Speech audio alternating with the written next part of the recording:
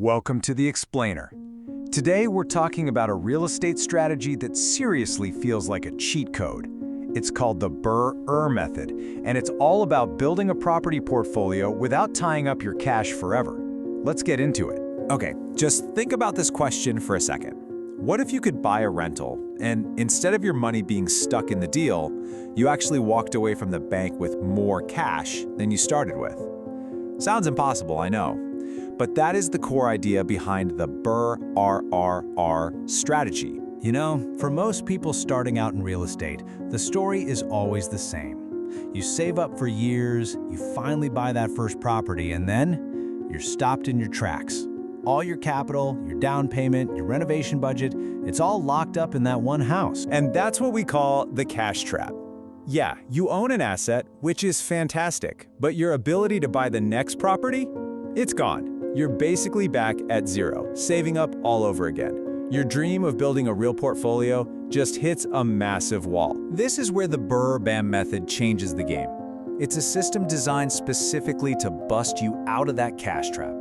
It lets you pull your initial investment right back out of the property so you can use that same pot of money to buy the next one and the one after that. So what's with the funny name? BRRRR is an acronym.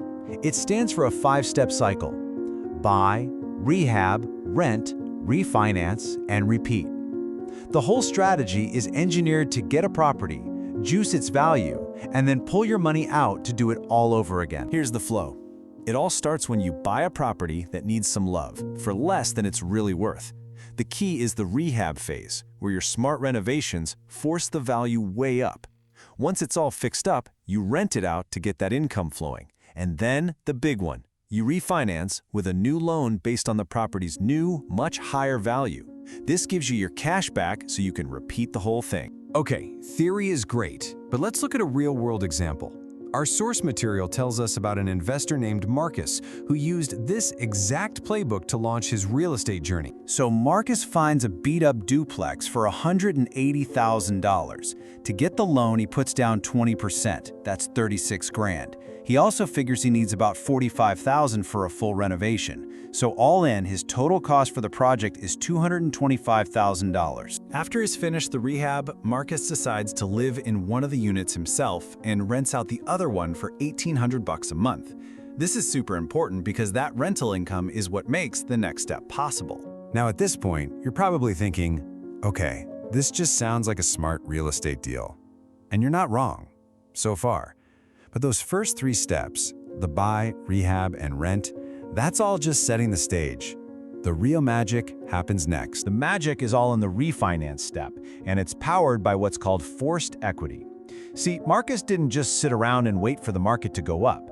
His renovations forced the property's value higher. He basically created that new value with his own 2 hands. So, with the place looking great and a tenant paying rent, Marcus calls in an appraiser. And the new value? A whopping $340,000. Now that is the number the bank is going to be interested in. So Marcus goes to a bank for what's called a cash-out refinance. They look at the new appraisal and agreed to lend him 75% of that $340,000 value. That works out to a new loan of $255,000.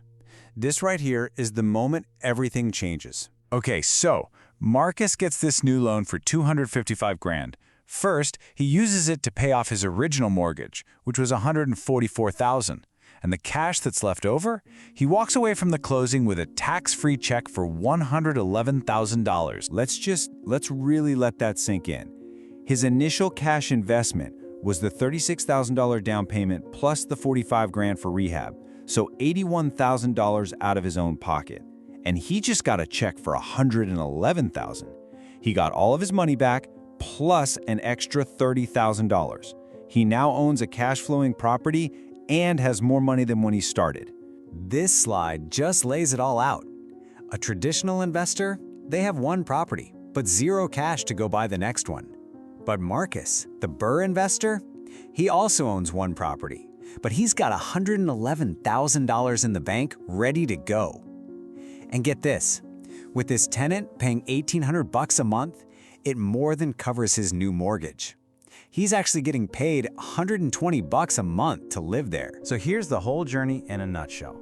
You buy low, you force equity with a smart rehab, you establish an income stream, and you refinance to pull all that capital back out.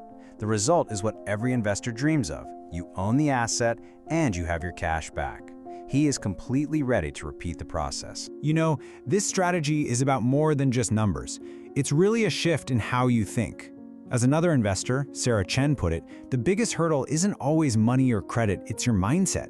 You have to stop thinking like someone who just lives in a property and start thinking like someone who owns a business that works for you. So it all comes down to this, right? For a lot of people, buying that first property is the finish line. But with a strategy like BRRRR, it becomes a starting block.